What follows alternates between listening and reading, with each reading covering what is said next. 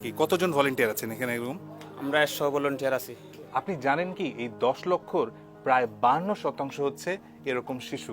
ওদের বাবা মা চাইলেও ওদেরকে খেলনা কিনে দিতে পারে না। রোহিঙ্গার নামটা শুনলেই আমাদের মাথায় আসলে কি আসে?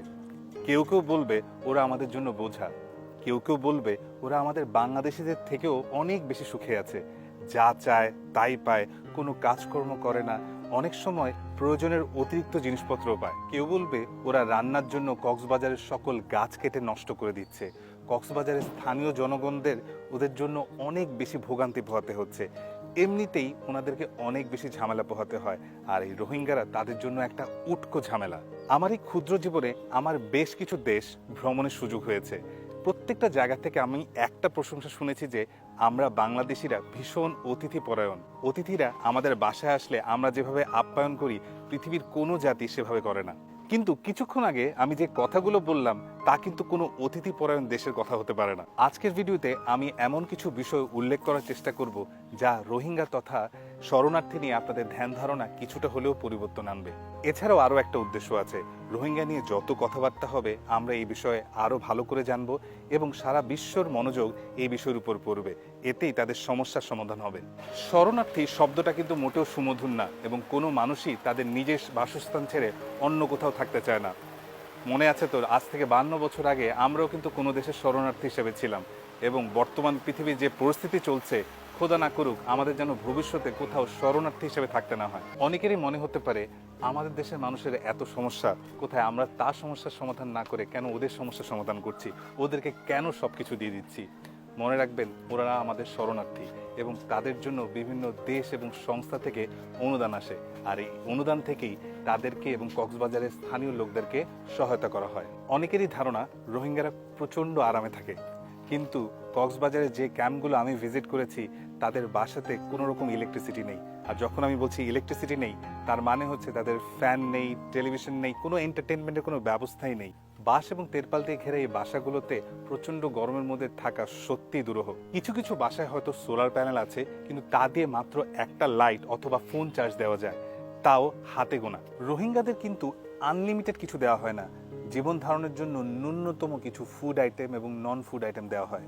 নন ফুড আইটেম অর্থ হচ্ছে খাবার ছাড়া অন্যান্য যে জিনিসগুলো দরকার হয়। কিন্তু আপনি জানেন কি এই নন ফুড আইটেমের মধ্যে টুথপেস্টও কিন্তু অন্তর্ভুক্ত না। কাপড় ধোয়ার সাবান, গা ধোবার সাবান এবং মেয়েদের হাইজিন রিলেটেড কিছু সরঞ্জামাদি এই নন ফুড আইটেমের মধ্যে শুধু অন্তর্ভুক্ত। 2017 সালে প্রায় 7.5 লক্ষ রোহিঙ্গা বাংলাদেশে আসেন। এখন তাদের সংখ্যা প্রায় 10 লক্ষ। আপনি জানেন কি এই 10 লক্ষর প্রায় 52% হচ্ছে এরকম শিশু এবং তাদের সেকেন্ডারি এডুকেশন সিস্টেমের ব্যবস্থা এখন পর্যন্ত করা যায়নি।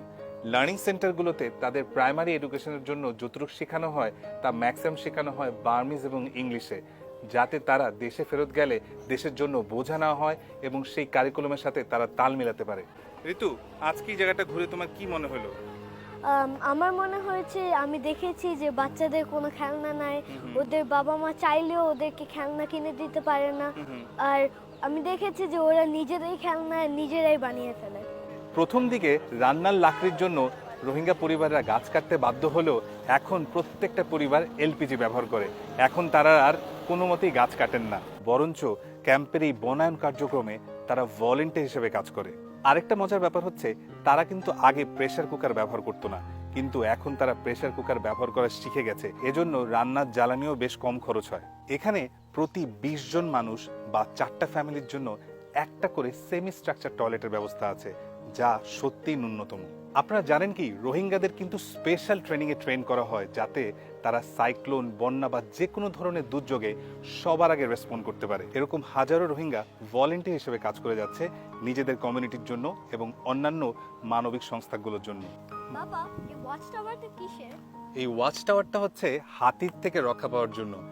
রোহিঙ্গা ক্যাম্পে প্রায় 100টার উপর এরকম ওয়াচ টাওয়ার আছে, যেখানে প্রায় 800 ভলেন্টিয়ার কাজ করেন এবং এই ভলেন্টিয়ারদের কাজ হচ্ছে হাতি আসলে স্থানীয় লোকদেরকে এবং রোহিঙ্গা ক্যাম্পের সবাইকে হুইসেল দিয়ে সতর্ক করে দেওয়া এবং হাতির দিক পরিবর্তন করে দেওয়া।